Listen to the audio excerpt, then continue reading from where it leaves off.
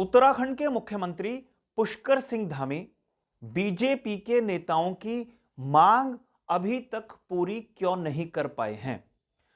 क्या अपनी मांगों को पूरा करने के लिए या कराने के लिए बीजेपी का राज्य स्तरीय संगठन सरकार पर दबाव डाल रहा है और इस दबाव में प्रदेश प्रभारी स्तर के नेता भी शामिल हैं? क्या ऐसी समस्या है जिसका समाधान अभी तक नहीं निकल पाया है और मीडिया के जरिए बातें सार्वजनिक मंच पर पहुंच रही है? जो मांग है वो क्यों सीधा सीधा संगठन सरकार को नहीं बताता और सरकार उस पर त्वरित कार्रवाई क्यों नहीं करती? पूरा प्रकरण, पूरी खबर विस्तार से मैं आपको बताऊंगा, लेकिन अपने इस प्रकरण पर मैं आगे बढ़ूं उससे पहले अपने तमाम सम्मानित दर्शकों से आग्रह जरूर करूंगा, अभी तक आपने अगर हमारे इस चैनल को सब्सक्राइब नहीं किया है तो इस चैनल को सब्सक्राइब आप जरूर कर लीजिए और खबर को लाइक करने से चूकिएगा मत। नमस्कार, मैं हूं मनमोहन भट्ट। उत्तराखंड बीजेपी लगातार अगले चुनाव की तैयारी के संदर्भ में बैठकें करने में जुटी हुई है। 2 दिन देहरादून में मंथन हुआ और मंथन में 3 बड़े स्तर के नेताओं ने अपनी एक मांग या अपने उत्तराखंड के नेताओं की मांग सरकार के सामने बहुत स्पष्ट रूप से रख दी। जो बड़े नेता अपनी बात, अपना बयान मीडिया के जरिए अपने कार्यकर्ताओं या नेताओं तक पहुंचा रहे थे, उन्हें मालूम था कि उनके बयान का क्या मतलब है, इसीलिए बहुत स्पष्ट रूप से कोई जवाब नहीं दे पा रहे थे तमाम बड़े नेता। 3 बड़े नेताओं का मैं जिक्र करता हूं। दुष्यंत गौतम जो उत्तराखंड राज्य के प्रभारी हैं, रेखा वर्मा जो सह प्रभारी हैं और महेंद्र प्रसाद भट्ट जो प्रदेश अध्यक्ष हैं। इन 3 लोगों ने 2 दिन में बार बार बयान दिए कि सरकार बहुत जल्दी ही कार्यकर्ताओं को दायित्व देने जा रही है, लेकिन वो दायित्व कब दिए जाएंगे, इस पर जब क्रॉस क्वेश्चन मीडिया के जरिए हुआ तो वो जवाब नहीं मिल पाया। दुष्यंत गौतम का आप बयान सुनिए, उसके बाद मैं बाकी दोनों नेताओं के बयान भी आपको सुनाऊंगा और खबर पर विस्तार से आगे चर्चा करते रहेंगे। दायित्वधारियों का भी पैरेलल चल रहा है, वो भी होगा। दायित्वधारियों का भी पैरेलल चल रहा है, वो भी होगा। सभी चीज़ें जल्दी जल्दी निपटा देंगे और फिर उत्तराखंड को गति देने के लिए काम करेंगे। जो आदरणीय मोदी जी ने कहा है कि अगला दशक उत्तराखंड का होगा, उसको पूर्णता करने के लिए हम काम कर रहे हैं। सर, क्या नए साल में माने कि कार्यकर्ताओं को सौगात दायित्व भी मिल जाएगी? अभी बैठते हैं, प्रक्रिया देखते हैं, उसके बाद में बताएंगे। तो आपने सुना किस तरीके से दुष्यंत गौतम साहब ये बता रहे थे कि साथ साथ चर्चा जरूर होती रहती है कि अपने कार्यकर्ताओं को दायित्व बांटे जाएं, लेकिन वो कब बांटे जाएंगे, उसकी कोई तारीख नियत है या नहीं है, उस पर कोई भी जानकारी नहीं दे पाए दुष्यंत गौतम साहब। ऐसे ही महेंद्र प्रसाद भट्ट जो प्रदेश अध्यक्ष हैं, उनकी तरफ से भी लगातार बयान आए। एक बयान उन्होंने कल भी दिया था, उस बयान को भी आप सुनिए और अंदाजा लगाइए इस बयान के पीछे की सच्चाई क्या है। उसके बाद सरकार के दायित्व मिलेंगे।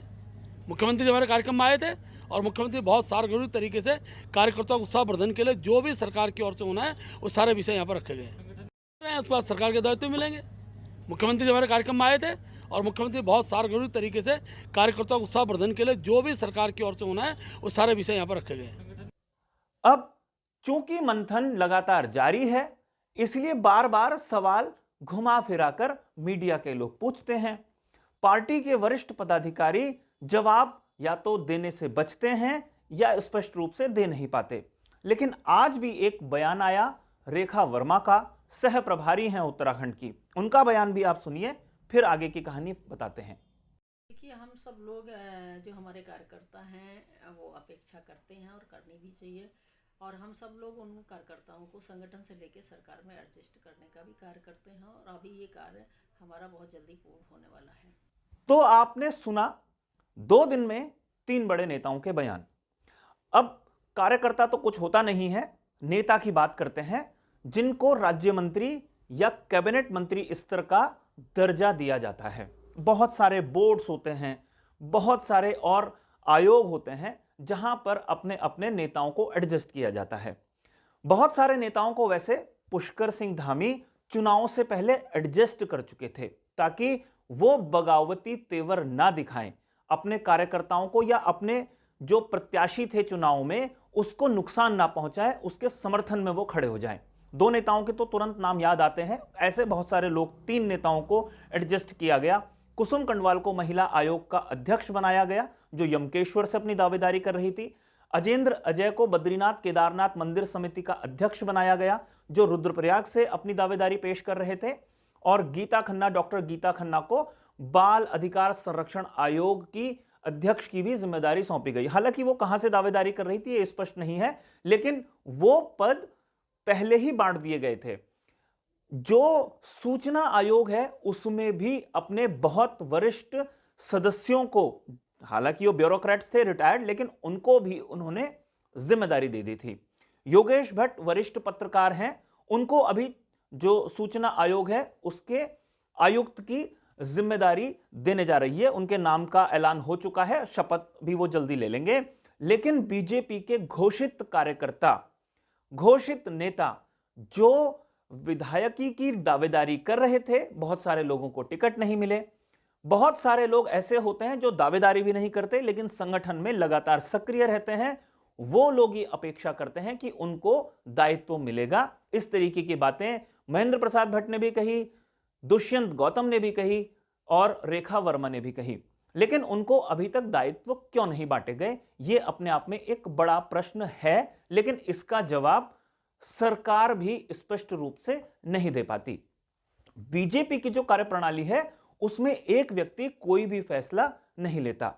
पुष्कर सिंह धामी अपने स्तर से बहुत सारे फैसले ले सकते हैं और लेते हैं, लेकिन अपने फैसलों को वास्तविक रूप से अमल में लाने के लिए शीर्ष नेतृत्व का आशीर्वाद हमेशा से ही मुख्यमंत्री को चाहिए होता है, चाहे वो कोई भी मुख्यमंत्री हो।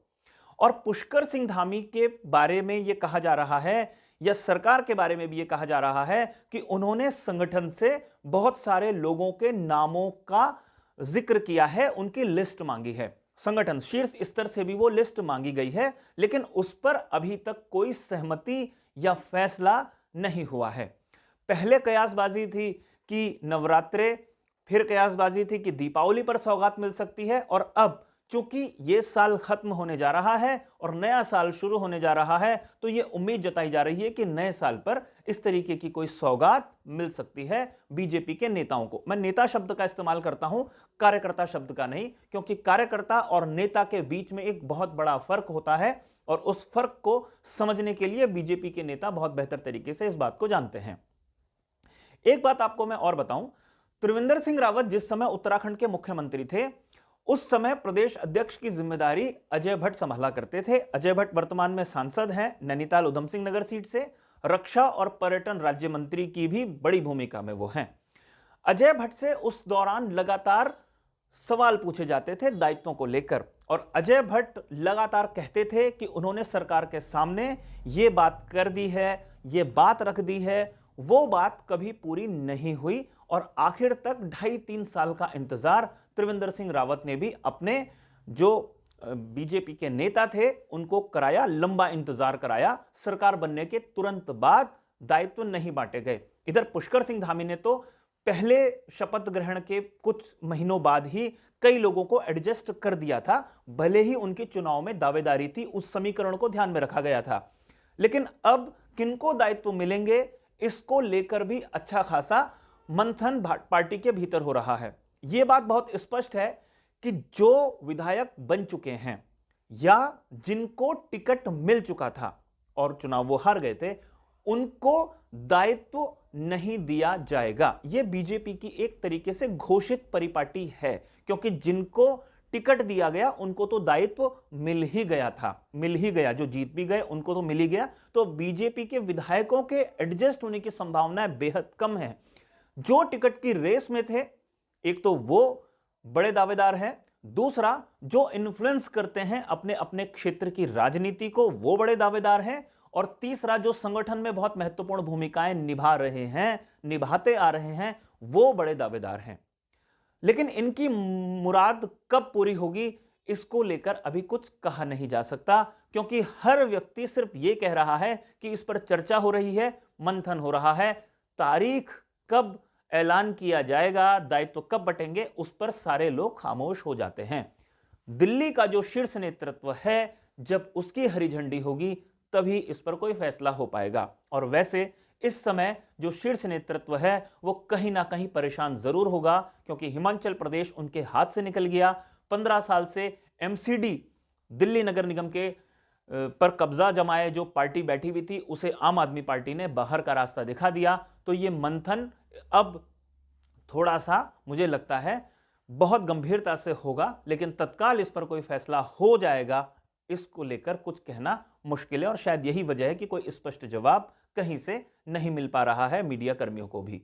एक बात यहां पर और भी आती है कि क्या संगठन इस तरीके से जब बयान देता है, या जो प्रदेश प्रभारी सह प्रभारी बयान देते हैं, तो क्या सरकार की सेहत पर कोई फर्क पड़ता है? उसको दबाव में लेने की कोशिश की जाती है, यह भी कई लोग सवाल पूछते हैं। लेकिन जैसा मैंने पहले बताया कि बीजेपी आमतौर पर अनुशासित पार्टी मानी जाती है और एक व्यक्ति यहां पर कोई भी बड़ा फैसला नहीं करता है। इसलिए अगर यह दबाव बनाया भी जाता है तो पुष्कर सिंह धामी की जो सरकार है वो सिर्फ कई नामों को रिकमेंड करती होगी अपनी मजबूत अनुशंसा के साथ, अपनी मजबूत पैरवी के साथ, और तब जाके शीर्ष नेतृत्व कोई फैसला ले पाता होगा। अब देखना यह है यह फैसला होगा नहीं होगा, होगा तो कब होगा, इसको लेकर सारे लोग सिर्फ इंतजार ही कर सकते हैं, बीजेपी के जो नेता हैं। साथियों, अभी के लिए फिलहाल इतना ही। अगली रिपोर्ट में आपसे मैं फिर मुलाकात जरूर करूंगा, लेकिन आपसे आग्रह जरूर करूंगा इस रिपोर्ट को लाइक जरूर कीजिए, इसे शेयर करके अपने मित्रों तक जरूर पहुंचाइए। और इस चैनल पर अगर आप नए हैं या आपने अभी तक इसे सब्सक्राइब नहीं किया है तो इस चैनल को भी सब्सक्राइब आप जरूर कर लीजिए। नमस्कार।